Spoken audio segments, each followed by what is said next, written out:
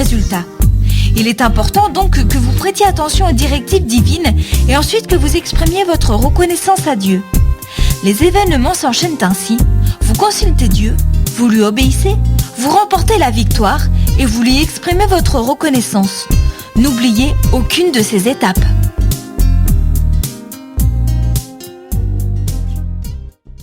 Ce texte est extrait d'une brochure trimestrielle disponible gratuitement en vous connectant au www.saparole.com. Le sujet dont je vais vous parler ce soir doit être aussi vieux que le monde. Et pourtant, il n'a rien perdu de son actualité, au contraire. Il est appelé à faire parler de lui de plus en plus. Ce que vous allez entendre ce soir, vous ne l'oublierez jamais. Même si vous vous efforciez de ne plus y penser. Ne croyez pas à une sorte de pédanterie de ma part, parce que j'aurais parlé d'une façon telle que vous ne pourriez jamais l'oublier dû à mon éloquence. Non, non, pas du tout. Ce que vous allez entendre sera inoubliable dans le sens que vos voisins, la radio, la télévision, les journaux vous en reparleraient. Je vais vous parler des tremblements de terre. Nous savons tous ce qu'est un tremblement de terre pour en avoir entendu parler ou pour l'avoir ressenti à faible intensité. Pour employer une expression triviale, pourtant due à la plume d'un savant, un tremblement de terre, c'est la croûte terrestre qui se met à vibrer un peu à la façon de la peau d'une vache quand une mouche vient la taquiner. Mais ce qui nous intéresse, c'est de connaître les causes des secousses telluriques. Et en voici deux. Premièrement, une cause naturelle et physique. Comme la peau d'une vache tremble sous l'effet d'une irritation, de même, la croûte terrestre vibre sous l'effet de certaines irritations. Au temps où la science faisait ses premiers pas dans ce domaine, on croyait qu'il se produisait des crevasses dans le fond des océans et que de grandes quantités d'eau entraient en conflit avec les masses incandescentes au centre de la Terre, produisant de gigantesques déflagrations dont nous ressentions les effets en surface. Cette théorie dite du catastrophisme a été abandonnée et remplacée par celle des plaques tectoniques et de la dérive des continents. Pour plus de renseignements, prière de s'adresser aux travaux de l'éminent volcanologue que fut le regretté Haroun Tazieff. Voici un court extrait de ce qu'il écrivait dans un journal de la presse helvétique. Je lis. 100 000, 500 000, 1 million de morts en l'espace de quelques minutes. Imaginez-vous que cela puisse arriver autrement que par le déclenchement de quelque absurde guerre nucléaire? Non, sans doute. Et vous avez tort. Vous avez tort car l'évidence géologique a fini par me convaincre que jusqu'ici l'humanité a eu une chance prodigieuse et que les catastrophes de Pompéi et de Saint-Pierre de la Martinique ne sont rien à côté de ce qui l'attend. Il y a aussi une deuxième cause, d'ordre spirituel, et c'est celle qui va nous occuper à présent. Les tremblements de terre sont des phénomènes naturels, par lesquels notre attention devrait être attirée sur des faits d'une valeur spirituelle très importante. La Bible nous en parle à plusieurs reprises. Et je vous lis ces paroles que je trouve dans l'évangile de Matthieu au chapitre 27 et à partir du verset 50. Nous sommes dans la finale de la passion du Seigneur.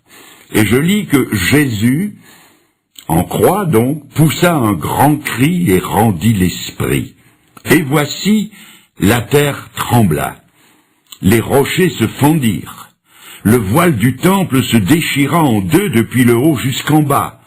Le centenier et ceux qui étaient avec lui pour garder Jésus ayant vu le tremblement de terre et ceux qui venaient d'arriver, furent saisis d'une grande frayeur et ils dirent, assurément, cet homme était le Fils de Dieu.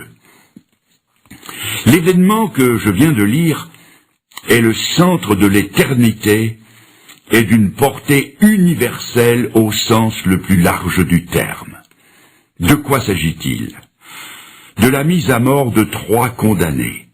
Et le fait eût été sans importance et ne serait jamais parvenu jusqu'à nous si l'un des 3 n'avait été le Fils de Dieu.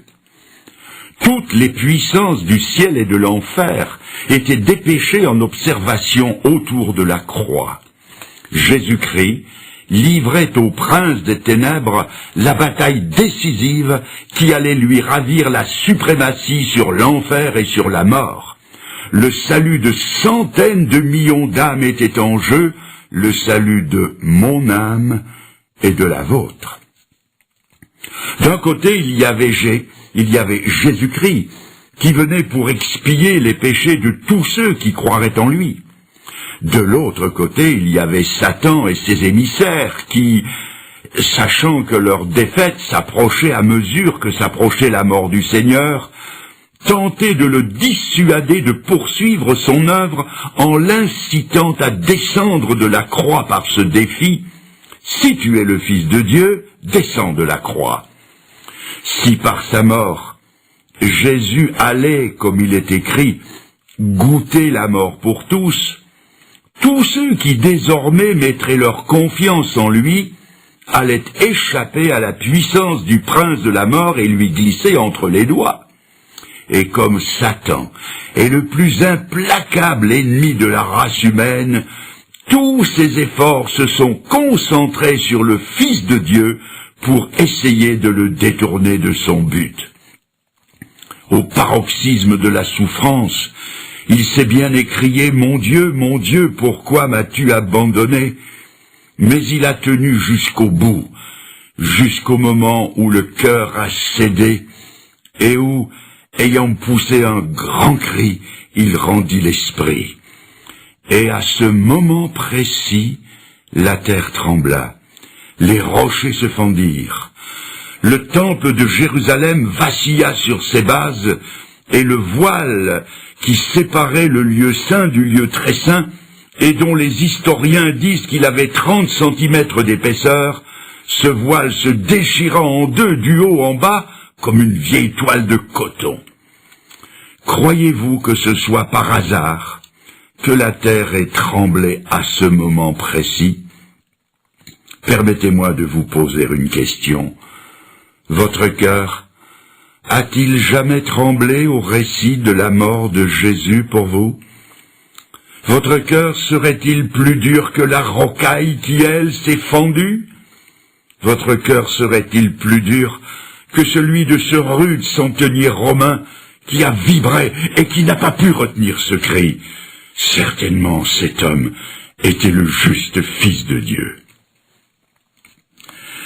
Je vous lis à présent, et je tourne la page de la Bible du chapitre 27, je passe au chapitre 28 de l'évangile de Matthieu, je lis « Après le sabbat, à l'aube du premier jour de la semaine, Marie de Magdala et l'autre Marie allèrent voir le sépulcre.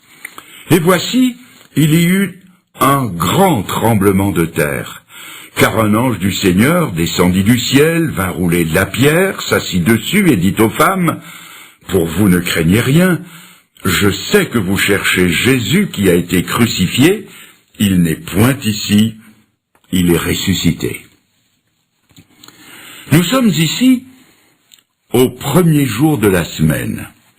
C'est le 3e jour qui suit le sinistre vendredi de la crucifixion et de la mise au tombeau.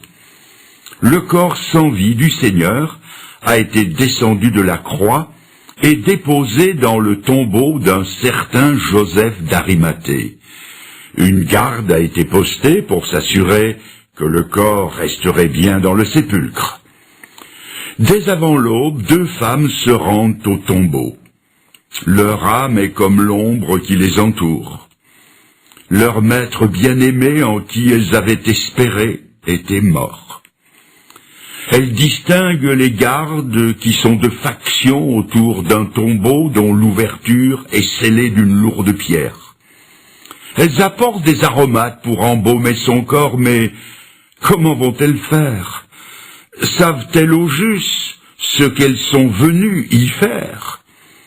Tout à coup, à 3 jours d'intervalle, la terre se met à trembler au point que les sentinelles, prises de panique, tremblent de peur. Un personnage éblouissant de clarté roule la lourde pierre et s'assied dessus, et le tremblement de terre est accompagné de la nouvelle la plus stupéfiante qu'oreille humaine ait jamais entendue. Il n'est pas ici, il est ressuscité. Un tremblement de terre a salué l'annonce de la résurrection de Jésus-Christ. Croyez-vous que ce soit par hasard que la terre ait tremblé à ce moment précis? Je ne sais pas si vous vous rendez compte de l'importance de l'événement et de la doctrine qui en découle. L'apôtre Paul, conduit par le Saint-Esprit, exprime 2 pensées à ce sujet. Voici la première. Si Jésus n'est pas ressuscité, la prédication de l'Évangile est vaine. La foi aussi est vaine. Ceux qui croient sont encore dans leurs péchés, ceux qui sont morts sont perdus, et ceux qui espèrent en Christ sont les plus malheureux de tous les hommes. Vous trouvez ça dans 1 Corinthiens 15. Et la deuxième pensée, ayant dit cela, Paul, preuve à l'appui, affirme avec force, mais maintenant, Christ est ressuscité. Et parce qu'il est ressuscité, nous aussi nous ressusciterons. Nous serons tous changés en un instant, en un clin d'œil, à la dernière trompette. La trompette sonnera et les morts ressusciteront incorruptibles. Le développé de tout ceci est à lire tout entier dans 1 Corinthiens 15. La preuve que Jésus n'est pas mort comme les autres hommes, c'est que, comme les autres hommes, il n'est pas resté dans la mort. La résurrection de Jésus est la preuve que nous avons une espérance aussi vivante que lui est vivant. Je continue, et je rappelle, un tremblement de terre a salué la mort de Jésus-Christ. Un autre tremblement a salué l'annonce de sa résurrection, et maintenant, une série de tremblements de terre annonce son prochain retour. Avant de quitter les siens, le Seigneur ne les a pas laissés sans consolation. C'est en ces termes qu'il leur a dit qu'il reviendrait. Que votre cœur ne se trouble pas. Vous croyez en Dieu, croyez aussi en moi. Il y a plusieurs demeures dans la maison de mon Père. Je vais vous y préparer une place, et quand je vous aurai préparé une place, je reviendrai, et je vous prendrai avec moi, afin que là où je suis, vous y soyez aussi. On trouve ça dans Jean 14. Il ne leur a pas révélé la date de son retour, et il leur a même interdit de chercher à le savoir. Mais il leur a donné des signes avant-coureurs de son retour. Parmi ces signes, nous relèverons, sans nous y arrêter, la rentrée du peuple juif dans son pays d'origine, la Palestine, sujet que j'ai traité en détail dans une autre occasion. Il y aura aussi l'apparition de phénomènes inexplicables comme des signes dans le ciel, dirons-nous des ovnis, objets volants non identifiés. Il y aura une déferlante de gourous, de violence, de corruption, de belligérance à l'échelle mondiale et une multiplication des tremblements de terre prophétisés par le Seigneur lui-même en ces termes. Jésus se mit à leur dire « Prenez garde que personne ne vous séduise, car plusieurs viendront sous mon nom en disant « C'est moi », c'est-à-dire les gourous, et ils séduiront